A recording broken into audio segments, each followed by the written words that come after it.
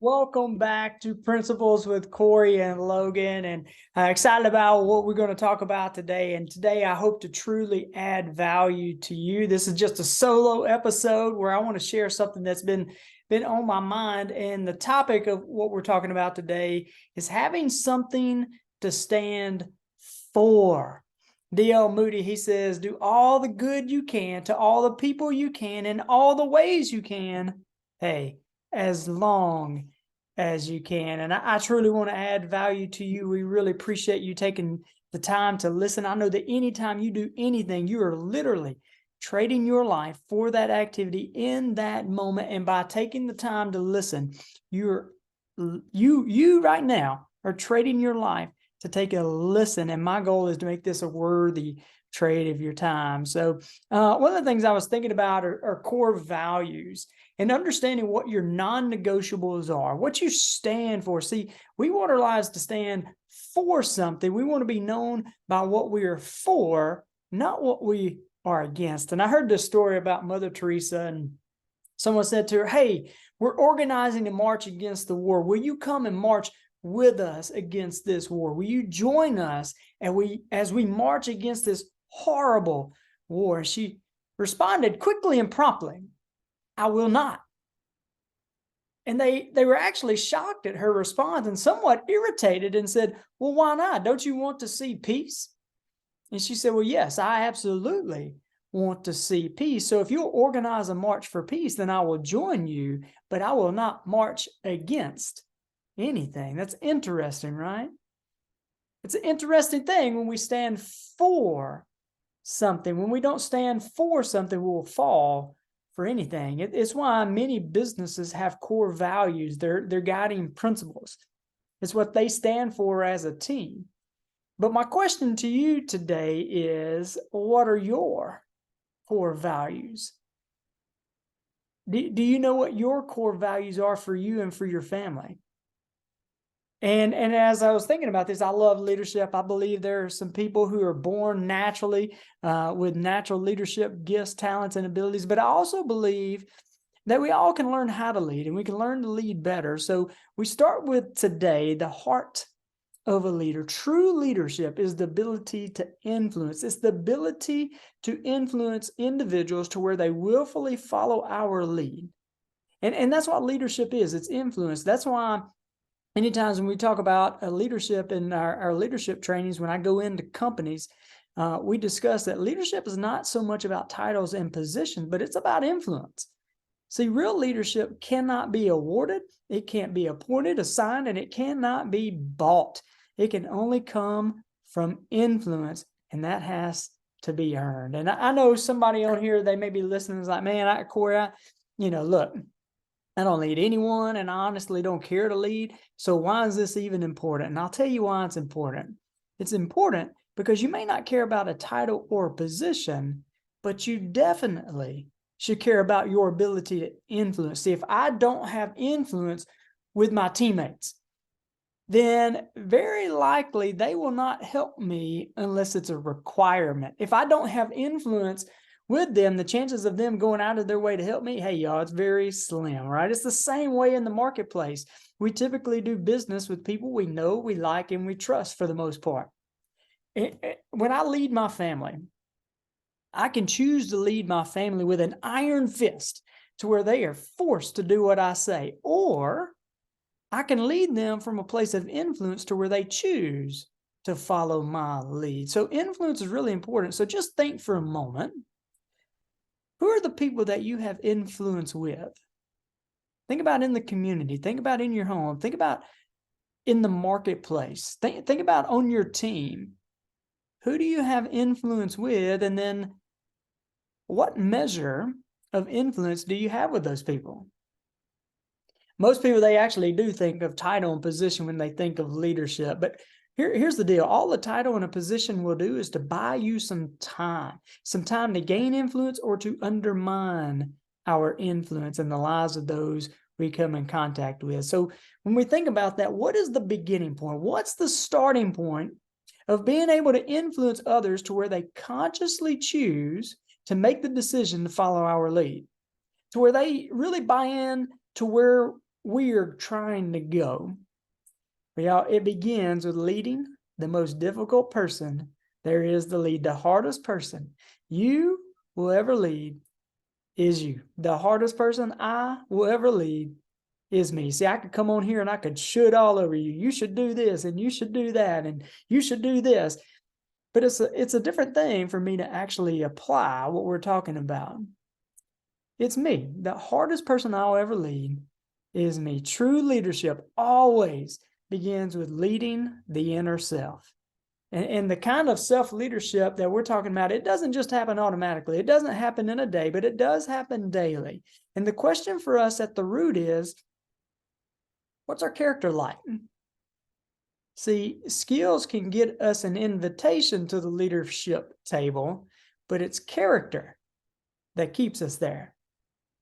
I heard this story about Gandhi, and there was this long line of people trying to get to him just so they could speak with him. And there's this lady in the line, and she had her young son with her, and they waited patiently in this long line of people, waited for hours until they finally got to see Gandhi. The mom grabbed the son by the arm and pulled him up and said, "Gandhi, you tell my son right here, you tell him right now that he has to stop eating so much chocolate. He eats too much chocolate. And I've already told him. I've told him time and time again, but he doesn't listen to me. I've told him that chocolate is bad for your health. Tell him, Mr. Gandhi, back me up on this." And Gandhi looked down at the young boy and then glanced back up at the mom and said, "Come back in 3 weeks." Well, as you can imagine, the mom was super discouraged. She was disappointed, but she decided to do what he said. So 3 weeks later, they returned. And, when they returned, there's another long line of people. So they patiently wait their hours to meet him. When they finally get to see Gandhi, the mom does the same thing. She grabs the little boy by the arms and pulls him up and says, "Gandhi, please tell this son of mine that he's got to stop eating chocolate. It's bad for his health and he's eating too much of it. Tell him to stop."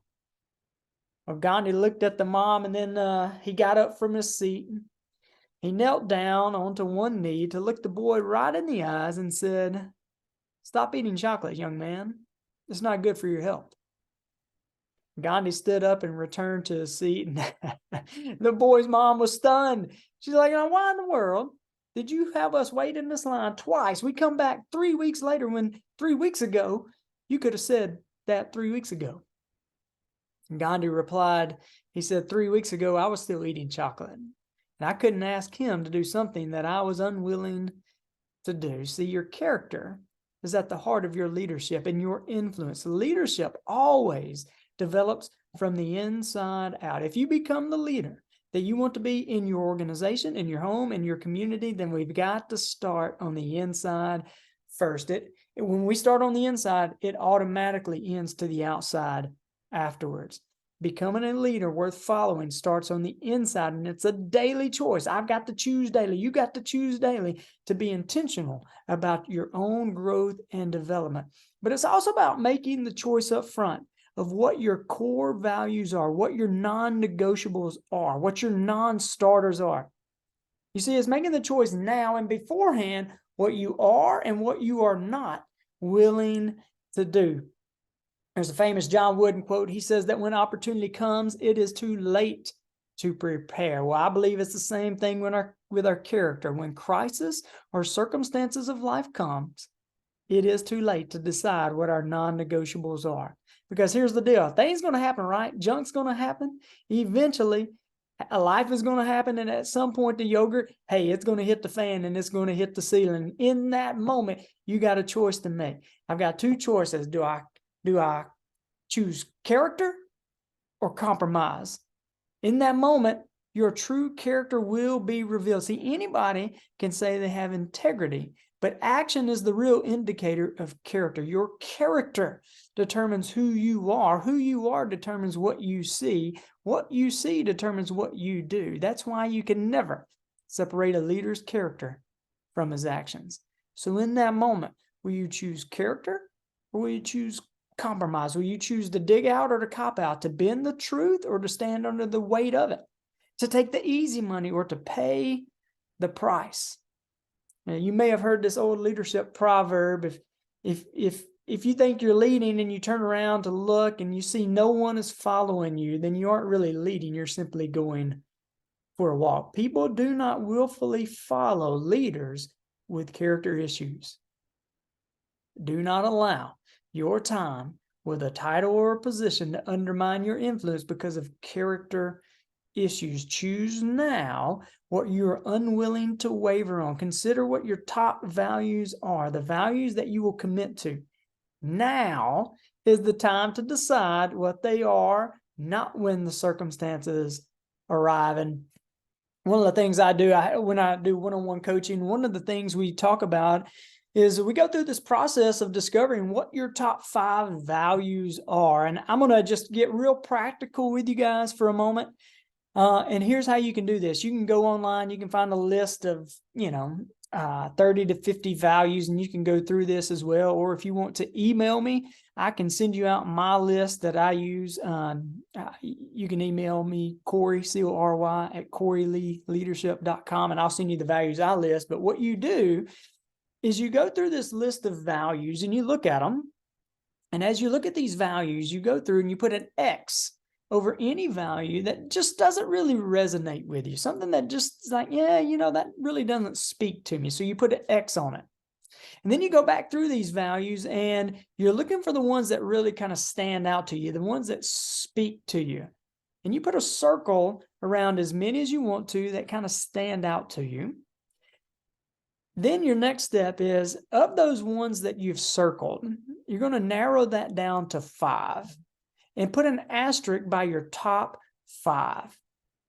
And when you do this, understanding when you understand what your core values are, it helps you to be a better decision maker, because you can come across an opportunity or a challenge, and you can say, hey, is this the right opportunity? And you can match it up with your values, and you can say, is it a match or is it not a match? Does this align with my core values? Makes decision making a whole lot easier. And here's the thing that I've learned as well. Decision making is one of the greatest skills a leader has in your tool belt. Decision making. Leaders have a habit around decision making. They make their decisions quickly and they change their minds slowly. Unsuccessful leaders, they make their decisions slowly and then they change their minds quickly. When I say they make their decisions slowly, it's not necessarily the time frame. But what they're doing is they're putting off making a decision. They're procrastinating, right? And so I want to share with you my top 5, but again, you can easily go through this process on your own. Here's my top 5. Legacy. I want to make an impact on people who go out and make an impact. Growth is a high value of mine. Committing to growth. Fitness is another high value of mine. Family is a high value of mine. And faith is one of the most important. That is the most important. But all of that is filtered through legacy. I want to leave a legacy of faith, legacy with my family, legacy of how important fitness is, a legacy of the importance of growth. The last thought I want to leave with you guys is, as I've grown, I learned this from John Maxwell. He talked about there are 4 different people in the world. And as I've started to pay more attention and be more self-aware, but also pay attention to what, people in the world, I've kind of found this to be true. And here's the 4 types of people you'll find in the world. You have adders, people who add, A-D-D-E-R-S, right? These are people who add value to other people. People who add value almost always do so intentionally. See, it's easy to bring folks down. It's easy to tear people down. Sometimes people don't even have to say anything or do anything to bring people down. It takes very little effort, but to lift someone up, to bring people up and to pull them up, it requires intentionality. To lift someone up requires someone to give of themselves, and that rarely occurs by accident. So we have adders. Number 2 is we have subtractors. These people make the burdens we already have, man, they feel even heavier, right? I don't know if you got anybody like that in your life, but they come into your presence and, man, it just makes you feel even heavier. They subtract. And then, honestly, this most of the time is done unintentionally. And if you don't know how to add value to others, then most likely you may be a subtractor. And number 3 is a multiplier. Here's the reality. Anybody who wants to, they can become an adder, but it takes more than intentionality to be a multiplier. A multiplier is intentional, but they're also strategic and skilled. And we highly value multipliers because multipliers are the ones that don't just call out the problems. Anybody can call out problems, talk about the challenges of the world, but multipliers offer solutions. They are solutionaries, right? They don't just point out the problems, they offer solutions. Number 4 is dividers. Dividers will take you as low as they can, as often as they can. And most of the time, it is very intentional. And as you listen, I just want you to know the heartbeat that I have to this is I want us to be men and women who are known for taking other people to higher levels. We ourselves are going to higher heights, but we are taking people with us. Seneca said, wherever there's a human being, hey, there is also an opportunity for kindness. And as I wrap this up today, here's my challenge for us today. It's a 4-fold challenge. Number 1 is encourage daily. Be the one that brings people up. Be the one that when people come into your presence, there is something uplifted in their spirit. You are contagious. What are they catching from you? Hopefully it's something that is uplifting and encouraging. Number 2, know the difference between helping and hurting. Know the difference between a smile and a frown, a word of encouragement versus criticism. Know when to stretch someone with potential. I love what John Maxwell says. He says, you hold the power to make another person's life better or worse by the things you do today. Wow, that is so powerful. Number 3, and this is good stuff, initiate the positive in a negative environment. Y'all, it's easy to be positive in a positive environment. But when the environment is negative, it may require a bit of creativity. You may have heard this analogy, but I'm going to share it a bit here. If I had an egg in my hand, this egg, it's got this hard outer shell, and if I take this egg and I've got a pot of boiling hot water, I can place that egg in that hot water, and it's going to become soft. The environment transforms this egg.